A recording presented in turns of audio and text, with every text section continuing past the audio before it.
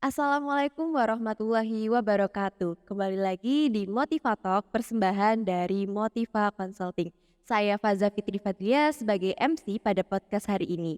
Dan hari ini kita akan ngobrolin tentang hal yang paling sering terjadi dialami oleh anak-anak, gangguan ADHD pada anak. Nah, di samping saya sudah ada narasumber kita, narasumber ahli psikolog, yaitu Budian Rahmawati, MC psikolog. Baik, apa kabar Budian hari ini? Alhamdulillah baik. Alhamdulillah sehat ya. Oke, jadi di sini kita akan ngebahas tentang salah satu gangguan perkembangan yang paling sering terjadi pada anak, yaitu ADHD. Jadi ADHD ini adalah Attention Deficit Hyperactivity Disorder, gangguan tumbuh kembang yang mempengaruhi otak anak. Jadi biasanya anak dengan kondisi ADHD ini sulit untuk memusatkan perhatiannya pada satu hal. Anak dengan gangguan ADHD juga memiliki perilaku yang impulsif dan juga hiperaktif. Nah, untuk membahasnya lebih dalam, kita harus tahu dulu nih definisinya dari ADHD menurut ahlinya. Menurut Bu Dian, apa sih yang dimaksud dengan ADHD ini pada anak dan apa sih bedanya dengan hiperaktif gitu pada anak? Oke. Tadi kan sudah disebutkan ya, Iya. kalau ADHD itu kepanjangannya Attention Deficit Hyperactive Disorder, Iya. berarti kan itu. Kalau kami itu biasanya berdasarkan DSM ya. Mhm.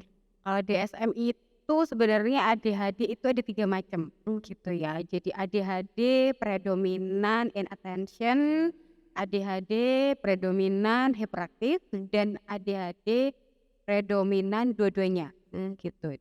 Hiperaktif dan inattention gitu ya. Jadi nanti tak jelasin satu-satu ya. Oh iya. Jadi memang orang itu taunya, "Oh anak ini hiperaktif nih," gitu. Jadi Mhm. ADHD itu sebenarnya ada 3 macam, Mhm. cuman karena kadang itu kalau di lapangan tuh rancu dengan autisme, Mhm. gitu. Karena mereka itu kadang penyerta, kayak autisme dengan ADHD gitu, karena memang sama-sama nggak bisa diam gitu. Jadi nanti kita akan ngobrol sendiri ya untuk Iya. autisme. Jadi kalau untuk gangguan ADHD sendiri itu kita berarti fokuskan ke karena ada definisi hiperaktif Mhm. berarti berkaitan dengan keaktifan gitu. Kalau anak itu tidak bisa duduk tenang, dia sangat aktif, nggak mau gantian, terus suka apa namanya menyakiti temen gitu kan ya. Terus nggak mau antri, terus duduk itu nggak mau diam gitu. Lah itu pasti harus menjadi perhatian Iya. guru atau orang tua. Kenapa nih ketika anak ini nggak seperti anak umumnya, misalnya anak usia 5 tahun nih harusnya dia sudah bisa duduk tenang, tapi kok dia jalan terus. Nah, ini orang tua harus aware gitu. Lah nanti di situ akan ada ahlinya yang akan menentukan apakah dia masuk yang dominan attention atau yang hiperaktif atau yang dominan dua-duanya gitu. Jadi itu yang harus ketahui dulu gitu. Ada anak yang ternyata dia nggak kemana-mana, ternyata dia masuk ADHD juga, yaitu yang disebut dengan inattention gitu. Jadi dia memang fokusnya ADHD ke gangguan konsentrasi aja. Mhm. Mhm. Jadi dia bisa duduk, tapi kalau misalnya diajak ngomong matanya kemana-mana. Nah itu juga masuk ADHD gitu. Kalau yang satunya lagi kan hiperaktif, berarti dia tidak bisa tenang lama gitu. Misalnya dia cuma 3 detik terus dia lari gitu. Dia cuma berapa detik itu sudah pergi lagi. Berarti dia ya tapi ada yang kombinasi, berarti dia nggak bisa fokus dan nggak bisa dua-duanya gitu ya. Jadi memang yang harus dipahami adalah itu. Jadi ADHD itu memang ada 3 macam gitu. Jadi ada 3 macam ya. Untuk gejala dan tanda-tanda yang khas gitu Yang anak ADHD muncul, oke. itu apa saja? Biasanya kalau di proses screening sih yang muncul biasanya yaitu tadi tidak bisa duduk tenang, susah berkonsentrasi, barang sering ketinggalan, terus habis itu suka menyakiti, terus habis itu antri itu susah gitu, suka marah-marah, terus mengganggu teman, itu sih umumnya gitu. Tapi kan ada anak juga yang memang suka kebutuhan motoriknya itu Mhm. memang belum terpenuhi itu juga ada gitu. Jadi memang itu di anak kenapa harus dilakukan screening itu Screening. karena itu. Apakah dia memang kebutuhannya motorik ataukah dia anak kinestetik atau Mmm. apa, lah gitu itu harus dikonsulkan dengan ahli Iya gitu. berarti Jadi ketika ada gejala-gejala itu dan itu ekstrim di mhm. sekolah misalnya, dia sangat tidak bisa duduk tenang gitu. Berarti ya orang tuanya harus aware, Bener. dia harus ke ahli untuk memeriksakan apakah anak ini memang ada gangguan ke arah gangguan konsentrasi atau ada hiperaktif Mmm. tadi. Orang tua harus sadar gitu ya, ini anakku kenapa gitu Iya ya, betul, misalkan sekali lagi harus ekstrim aware, harus iya. ke Iya, konsultasi. kalau misalnya dia lihat anak seusianya sudah bisa duduk nih gitu, kok anak saya belum, kenapa nih gitu. Misalnya, "Oh anak saya ini kok apa namanya, memang anaknya aktif." Mhm. Aktifnya seberapa aktif gitu Mmm. misalnya. Terus ada lagi gejala yang itu tuh nggak ini, biasanya kalau tidur malam-malam, Gitu. energinya nggak pernah habis gitu. Jadi misalnya dia sudah apa namanya, sudah full nih, Mhm. siang nggak tidur siang, tapi malam itu dia tidurnya malam-malam. Nah itu juga jadi warning juga, kenapa dia ada masalah gangguan tidur gitu. Terus misalnya dia itu sangat suka manjat-manjat misalnya, terus nggak bisa lihat sesuatu yang apa namanya, sesuatu yang itu kayak rasanya pengen ini banget, nah itu harus dicek untuk orang tua, itu perlu screening juga. Nah Oh ya gimana sih Bu, cara orang tua itu dapat mengidentifikasi atau mengetahui nih, kalau, oh ini anak ADHD gitu ya Bu? kalau Ada tanda-tanda? ya itu tadi, kalau misalnya memang anaknya itu aktif Mhm. melebihi anak seusianya, tapi ini harus dibedakan ya, Iya iya. laki-laki dan perempuan. Mmm. Mungkin laki-laki lebih aktif ya gitu. Misalnya dia susah banget duduk nih, kalau duduk nih kayak nggak betah gitu, Mhm mhm. manjat-manjat gitu maksudnya. Itu nggak apa-apa kalau misalnya orang tua merasa warning, Mhm. itu pasti arahnya ke sana gitu. Terus kadang kan memang kalau anak ADHD itu biasanya terjadi pelambatan perkembangan juga gitu. Jadi secara kemampuan kognitif biasanya kurang gitu, karena memang kan konsentrasinya kurang gitu. Jadi itu sebenarnya sudah ada pertanda gitu, dia lebih susah untuk menerima informasi gitu. Jadi perkembangannya itu pasti terlambat gitu. Lah itu monggo langsung dikonsultasikan ke ahlinya, bisa ke dokter tumbuh kembang, ke Mhm. psikolog anak atau ke dokter psikiatri anak. Oh jadi ADHD ini juga mempengaruhi perkembangan yang lain gitu Iya, ya? Kayak betul. disleksia juga bisa. Like Itu penyerta biasa, penyerta tapi bisa. kalau untuk gangguan kesulitan belajar itu biasanya berdiri sendiri. Oh Iya, kalau itu tapi biasanya ada yang kombinasi-kombinasi mmm. gitu sih. Itu makanya kenapa harus ke tenaga ahli Ahli. supaya tahu anak ini kenapa nih gitu. Dan orang tua harus cari Mhm. tahu, misalnya, oh ternyata dia kebutuhan motoriknya tinggi atau hiperaktif itu karena kebutuhan motoriknya memang tinggi gitu. Dia harus dipenuhi dulu, nah itu baru di-screening. Jangan-jangan ternyata dia bukan ADHD, Mmm. cuman dia memang kebutuhan geraknya tinggi atau anu tinggi. Tinggal nanti dikontrol makanannya, olahraganya disalurkan, berkurang enggak, berarti kan ya nggak ada masalah dan Ya orang tua harus segera gitu loh, ke ahlinya gitu ya, iya basis betul, jangan takut ke ahlinya gitu, karena dengan ke ahlinya itu kan juga apa namanya, kita jadi bisa tahu. Terus yang kedua juga ke ahlinya itu kadang berdasarkan pengalaman. Dokter juga bilang, "Oh nggak apa-apa Bu, nggak apa-apa," mhm. gitu. Kalau misalnya orang tua itu feeling-nya kan kuat. Mhm mhm. Kalau merasa anak ini dokter bilang nggak apa-apa, tapi menurut orang tuanya nggak apa-apa, cari second opinion gitu, cari dokter yang terbaik supaya tahu anak ini kenapa gitu. Itu yang harus penting karena memang pengalaman itu beberapa dokter ada yang ini, apa namanya, mungkin karena usianya perkembangan, Mhm aktif mhm. itu dianggap biasa Biasa, juga heeh. gitu. Lah itu kalau misalnya orang tuanya merasa ya, kok harusnya anak ini kenapa-kenapa, biasanya itu gitu sih. Jadi itu yang perlu perlu di apa namanya, perlu dicari second opinion, yang ke ahlinya bener-bener ahli, misalnya Mhm.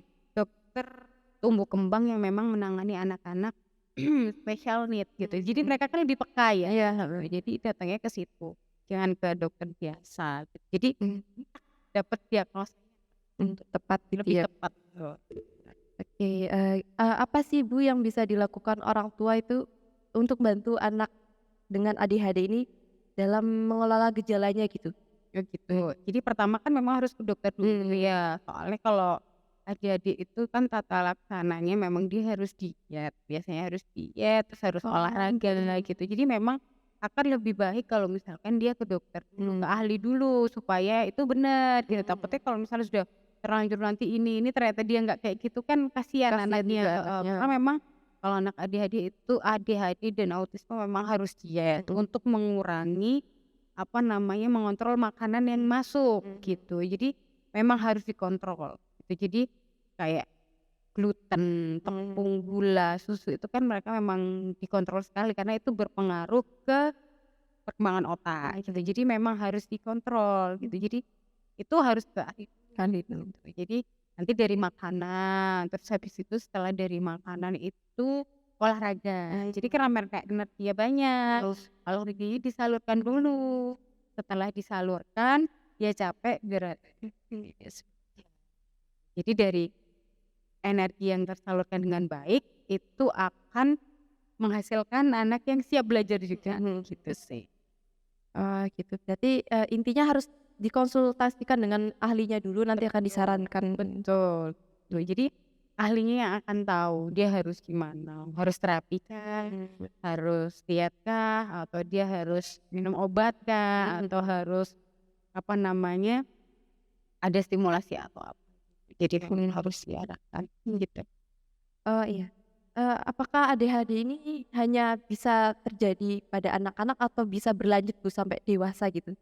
Ada Ada juga? di dewasa ada gitu. Jadi Ada juga? mungkin kadang kalau misalnya merasa kit ada sih, tapi memang kan kalau adik-adik itu ada derajatnya juga Mhm, ya, ada ringan, sedang. Mungkin kalau yang berat itu mungkin larinya mungkin kalau besar mungkin dia jadi lambat belajar mmm, mhm, gitu. Jadi kalau saya pernah menemui remaja dengan adik-adik itu akhirnya kalau di kelas tuh ngantukan, tapi nggak terus ngantukan dia ADHD gitu, enggak.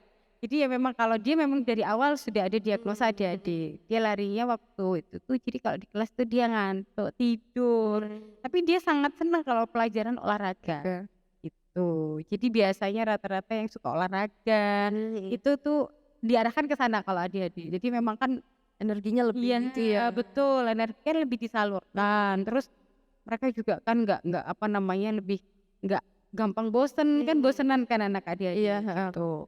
Terus ada juga yang ADHD ringan dewasa itu ada misalnya dia suka sering lupa, sering bingung, mhm, gitu-gitu, terus habis itu sering ketinggalan barang, iya, itu bisa masuk ciri, cuman kan itu ringan ya, iya dan ringan, dia selama dia masih bisa hidup dengan normal, itu nggak apa-apa. Dia tahu misalnya dia mudah lupa, berarti mhm, dia harus mencatat, itu nggak apa-apa. Maksudnya ada yang sampai kuliah juga ada, bekerja pun ada. ada, Karena dia bisa mengelola dirinya dengan baik. Dia tahu, apa namanya, dia ADHD, dia tahu diagnosanya apa, dan dia harus bagaimana untuk mengarahkan dirinya dan dia bisa survive, ada, gitu. jadi batasannya kalau ringan itu ya it's okay gitu ya? Dia masih bisa hidup dan dia bisa berdampingan dengan orang lain, meskipun kadang mungkin, apa ya, mungkin kayak gampang nggak fokus, Mhm, berarti dia kan nanti harus tarik nafas, harus fokus mhm, itu ya mungkin. Terus habis itu misalnya suka stres mhm, mungkin karena sering ketinggalan barang atau yang ringan-ringan mhm, gitu aja sih. Tapi mungkin pasti bisa kalau sampai dewasa berarti dia bisa melewati kan. berarti ADHD ini bisa sembuh atau enggak Bu? Kalau pengalaman sih kalau saya baca atau saya cari tahu harusnya sampai dewasa ya dia. Mhm, Cuman itu tadi dia bisa mengelola mengelola dengan dengan baik baik atau atau tidak? tidak. Ya kalau misalnya dia, apa namanya, tidak bisa ya akhirnya ya itu tadi mungkin jadi kayak anak yang tadi remaja Mhm, kalau di kelas cuman bisa tidur itu tadi. Tapi kalau misalnya dia bisa ya mungkin dia jadi atlet mungkin mhm, kan, gitu kan bisa. Terus dia kerjanya juga yang praktek, banyak mhm, praktek, bener praktek di lapangan kan geraknya, mhm, iya, jadi dia menutupi itu gitu, it's mhm, okay nggak apa-apa. Itu biasanya tuh yang ringan-ringan sih. Kalau sudah berat kan beda ya. beda cerita. Mhm. larinya pasti ke intelijensi kan, kognitif. Kalau ringan kan dia masih bisa fokus, masih bisa mengikuti, masih bisa, apa namanya, berkomunikasi dengan orang lain gitu, dan itu baik-baik saja, gitu. Ada nggak sih Bu kayak, kiat gitu saran khusus yang dapat diberikan orang tua dalam memiliki anak ADHD gitu? Begitu. Jadi pertama itu tadi ya, Mhm. Mbak, ya, kenapa perlunya screening gitu ya. Dari screening, apa namanya, berarti dia diketahui bahwa dia mengalami ADHD gitu ya. Mhm. Setelah tahu diagnosa berarti dia kan harus ke dokter. Heeh. Didengarlah nasihat dokternya, kalau misalnya dia memang harus diet, ya nggak apa-apa. Soalnya saya lihat juga dietnya itu sebenarnya diet sehat sih Sehat. gitu, kayak misalnya tidak minum susu, Mmm. mengurangi gula Gula. gitu, terus habis itu tidak makan tepung gitu. Terus kenapa? Kan nggak apa-apa sebenarnya gitu, kalau misalnya itu dilaksanakan kan juga sehat. Mereka kan masih boleh makan sayur, buah gitu. Terus habis itu makan lauk, protein itu kan masih boleh, bukan nggak boleh gitu. Jadi nggak apa-apa, jadi kayak hidup healthy life lagi gitu. Kalau saya bilang sama orang tua, "Kenapa?" Gitu kan, "Ini kan dia lebih sehat." Karena memang beda. Kalau orang normal minum gula itu energinya 100, kalau Mhm. orang ADHD minum gula dia energinya 500 gitu. Jadi kan Berlebihan beda, ya? iya. Jadi pusing, dia itu Mhm. akan pusing gitu loh. Jadi dia akan gerak kemana nih gitu, dia akan lebih kasihan gitu. Jadi itu, kalau memang harus diet, ya diet, tuh lebih ke healthy life. Sekarang banyak kok, maksudnya Mhm. jajanan makanan yang gluten free, sugar free kan banyak gitu kan. Iya, Tergantung no orang sugar. tuanya siap atau tidak, iya gitu. Terus yang kedua, kalau misalnya memang harus terapi, ya terapi. Karena memang kan, apa namanya, mereka itu punya proses berpikir yang kompleks ya, nggak seringan kayak orang umum gitu. Kayak misalnya pemahaman konsep itu mereka tuh susah banget gitu loh. Lah, berarti itu kan harus dibantu. Mhm.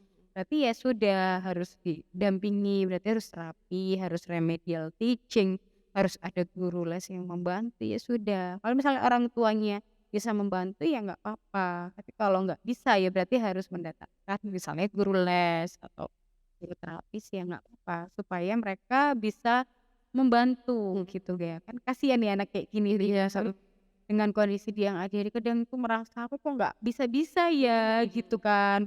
iya. Kadang mereka sampai ngomong, "Aku tuh pengen bisa kayak temenku, tapi kok aku nggak bisa." Lah ini orang tua harus membantu mereka supaya mereka lebih bisa mengenali dirinya, tahu, "Oh aku ternyata ini, berarti aku harus ini."